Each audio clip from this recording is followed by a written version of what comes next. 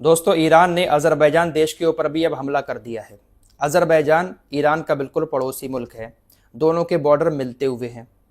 Azerbaijan ये वो देश है जिसने गाज़ा जंग के दौरान सबसे ज़्यादा मदद की थी इजराइल की। सबसे ज़्यादा तेल इजराइल को अज़रबैजान ही भेज रहा था। देश छोटा सा है लेकिन अमीर बहुत ज़्यादा है, क्योंकि इनके पास तेल बहुत है। वही तेल इन्होंने इजराइल को जंग के दौरान भर भर कर भेजा था। फिलहाल अभी कुछ देर पहले खबर आई थी कि अज़रबैजान ने ईरान के बॉर्डर पर अपनी सेना को तैनात कर दिया है, ताकि अगर ईरान कोई इनके ऊपर हमला करे तो उस हमले को रोका जा सके। सेना के तैनात होने के बाद भी ईरान के हमले को ये लोग नहीं रोक पाए। अज़रबैजान की तरफ से बताया गया है कि ईरान ने हमारे ऊपर 2 ड्रोन से हमला किया। ईरान ने अपने बॉर्डर से तकरीबन 10 किलोमीटर दूर हमारा एक एरिया पड़ता है, वहां पर हमारा एक एयरपोर्ट बना हुआ है, एनक्लेव नख्चिवान एयरपोर्ट। उस पर ईरान के 2 ड्रोन ने हमला किया, आग लग गई, 2 लोग गंभीर रूप से घायल हो गए। तो ईरान ने अब अज़रबैजान के ऊपर भी हमले शुरू कर दिए हैं। ईरान हर उस देश पर हमला कर रहा है जिसका ताल्लुक, जिसका लिंक थोड़ा बहुत भी अमेरिका इजराइल से है। ये हमले भी ईरान ने ड्रोन से ही किए हैं।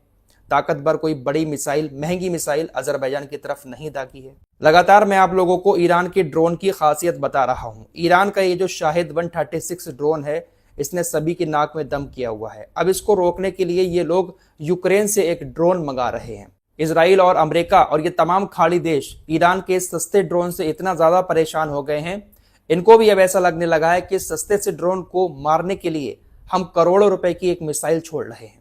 इसीलिए इंटरसेप्टर ड्रोन ये लोग यूक्रेन से मंगा रहे हैं। दरअसल यूक्रेन ने एक ऐसा ड्रोन मंगाया है, इंटरसेप्टर ड्रोन, जो किसी भी ड्रोन को हवा में मार सकता है।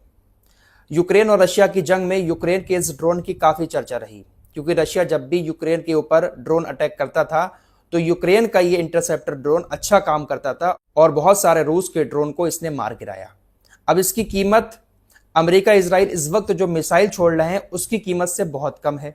तो अमेरिकी पेंटागन और कुछ खाड़ी के देश यूक्रेन से इस ड्रोन को खरीदना चाहते हैं, ताकि ईरान के शाहिद ड्रोन का मुकाबला कर सकें। इनकी महंगी महंगी मिसाइलें खर्च ना हो, इसलिए यूक्रेन से ड्रोन मंगाया जा रहा है। तो ईरान को रोकने के लिए देखिए कितने मुल्क आ चुके हैं। तमाम खाड़ी के देश हो गए, अमेरिका, इजराइल, फ्रांस, जर्मनी भी आ चुके हैं। इटली की तरफ से भी खुले तौर पर ऐलान कर दिया गया है कि तमाम खाड़ी के देशों को रोकने के लिए हम अपने एयर डिफेंस सिस्टम अब खाड़ी में तैनात करेंगे। इटली की प्रधानमंत्री जॉर्जिया मेलोनी ने कहा है कि हमारे तकरीबन 2000 सैनिक हैं इन खाड़ी देशों में। उनकी सुरक्षा के लिए भी और अपने खाड़ी देशों के जो हमारे मित्र हैं उनके लिए भी हम एयर डिफेंस सिस्टम अब तैनात करेंगे। तो फ्रांस, इटली, जर्मनी जैसे देश भी अब ईरान को रोकने मिडिल ईस्ट में आ चुके हैं। अकेला ईरान सबको नचाए हुए है। जरा सोचिएगा, दुनिया की कितनी बड़ी बड़ी ताकतें मिलकर एक ईरान से लड़ रही हैं।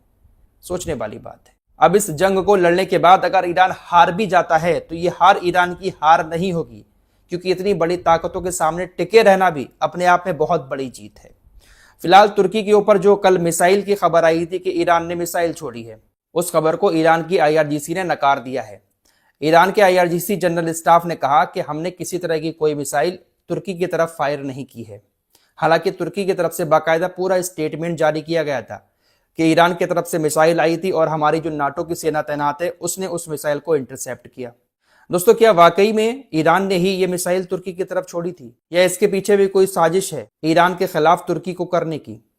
ईरान कह रहा है कि हमने तुर्की की तरफ नहीं मारी कोई मिसाइल, जबकि तुर्की की तरफ से बयान आया कि नाटो ने रोक ली। तुर्की ने भी नहीं रोकी, नाटो ने रोकी है। तो हो सकता है कि इसके पीछे भी कोई साजिश हो, इन्हीं किसी की तरफ से तुर्की की तरफ मिसाइल दागी गई हो, ताकि तुर्की को ऐसा लगे कि ईरान हमारे ऊपर भी मिसाइल हमले कर रहा है, इसलिए तुर्की भी इनके खिलाफ जंग में शामिल हो जाए। ये कुछ भी कर सकते हैं दोस्तों। जैसा कि इन्होंने रात एक खबर फैलाई कुर्द लोगों को लेकर कि कुर्दिश आर्मी जो है वो ईरान के अंदर घुस चुकी है। इराक के अंदर जो कुर्दिश संगठन है उसके हजारों लोग ईरान के अंदर जमीनी ऑपरेशन करने के लिए घुस चुके हैं और वो जमीनी ऑपरेशन चला भी रहे हैं, ईरान की सेना से लड़ रहे हैं। ये खबर बहुत ज्यादा फैलाई गई कल अमेरिका की तरफ से, लेकिन इस खबर को खुद कुर्द संगठनों के सीनियर लीडर्स ने गलत बता दिया। कुर्द संगठनों के अधिकारियों का कहना है कि हमारी कोई भी सेना अभी ईरान के अंदर नहीं घुसी है। ये सरासर अमेरिकी अधिकारियों की तरफ से गलत खबरें फैलाई जा रही हैं। हम अभी भी इराक के अंदर ही मौजूद हैं। तो इस तरह से ये लोग एक मनोवैज्ञानिक दबाव डालना चाह रहे हैं ईरान के ऊपर, तमाम क्षेत्र को ईरान के खिलाफ करना चाहते हैं। ये इस तरह से ईरान को घेरना चाह रहे हैं ताकि कोई भी क्षेत्र में ऐसा ना बचे जो ईरान के सपोर्ट में बात कर पाए। इजराइल के हवाले से वाईनेट ने एक रिपोर्ट छापी है। इजराइल अनुमान लगा रहा है कि हमने 4 दिन में जो हमले किए हैं ईरान के ऊपर, उन हमलों में तकरीबन 3000 ईरान के बड़े बड़े अधिकारी और नेता मारे गए हैं। यह भी एक मनोवैज्ञानिक दबाव ही है शायद।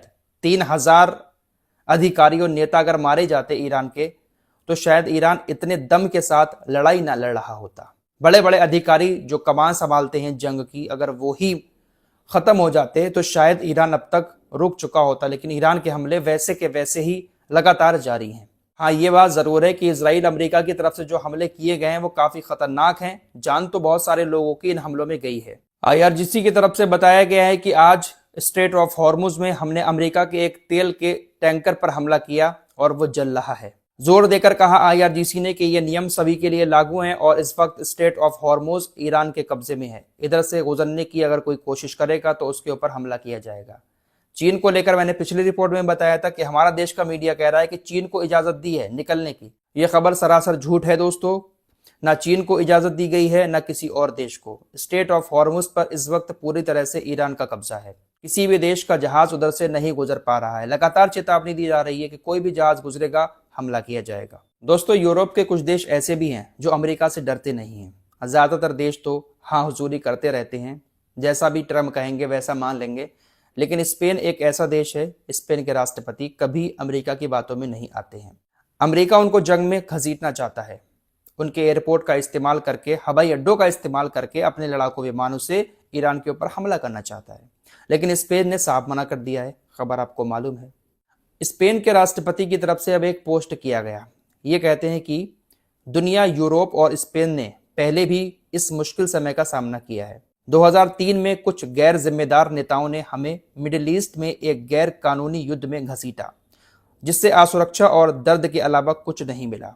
तब हमारा जवाब वही होना चाहिए था जो अब है। इंटरनेशनल कानून के उल्लंघन के लिए नो, इस गलतफहमी के लिए नो कि हम दुनिया की समस्याओं को बम से हल कर सकते हैं। पिछली गलतियों को दोहराने के लिए नो, युद्ध के लिए नो। बहुत सही बात इन्होंने लिखी है। बेवजह 2003 में भी यूरोप को घसीटा था और उस जंग में भी यूरोप का बहुत बड़ा नुकसान हुआ था जब सद्दाम हुसैन का वो दौर चल रहा था। तो अमेरिका मिडिल ईस्ट को अब से नहीं, काफी लंबे टाइम से जला रहा है और अपने दोस्तों को शामिल करके उनका भी बड़ा नुकसान करवा देता है। फिलहाल अब इन लोगों की नजर ईरान के अंडरग्राउंड ठिकानों पर ही है। ईरान का जो अंडरग्राउंड मिसाइल और ड्रोन भंडार है उसको ये किसी भी तरह से खत्म करना चाहते हैं। पिछले वीडियो में भी आपको बताया था B2 बॉम्बर ये लोग लाने वाले हैं और हो सकता है बंकर बस्तर बम गिराकर उसको खत्म करने की कोशिश करें। हालांकि अभी तक इनको सुराग नहीं मिला है कि कहां पर ईरान ने अपने ठिकाने बनाए हुए हैं। इस रिपोर्ट में इतना ही। कुछ और खबरों के साथ फिर हाजिर होंगे। अपना ख्याल रखिएगा। अल्लाह हाफिज।